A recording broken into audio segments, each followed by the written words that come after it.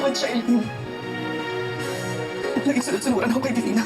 Pero kung maibabalik ko ang pagkakataon, hindi ko yung gagawin. Hindi ko yung gagawin, Shirley. Pero ginawa mo! Ang programang ito ay rated SPG. Striktong patnubay at gabay ng magulang ang kailangan. Maaaring may masiselang tema, lengguwahe, karahasan, sexual, horror o droga na hindi angkop sa mga bata. Painit na po ng painit ang mga eksena maging ang kaganapan na ating pagkatutukan at ating nga rin namang pagkasubaybayan dito lang sa ating pinagkakaabangan tuwing hapon na Prinsesa ng City Jail.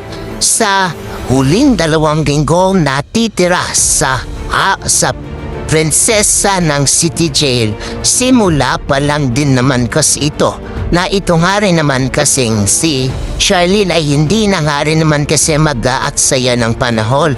Matapos nga rin naman kasi na malaman na itong si Charlene ang totoo mula kay Leilani. Simula pa lang nga din naman para sa ganon ay ililigtas na nitong si Charlene ang buhay nga ng kanyang tunay na anak na si Princess.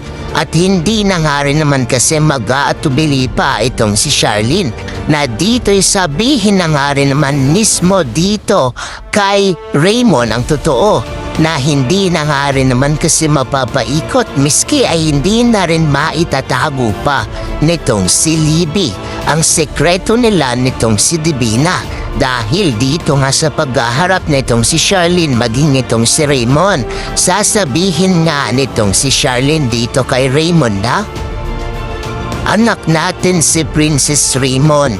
Si Leilani na mismo ang nagsabi sa akin ng totoo. Pinagpalit ni Divina ang mga anak namin.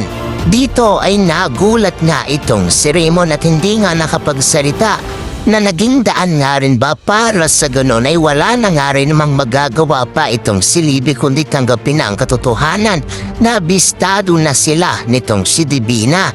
Ang malaking tanong, mainiligtas ba nila ang kanilang anak na si Princess mula kay Divina na ating pagkatutukan at pagkakaabangan?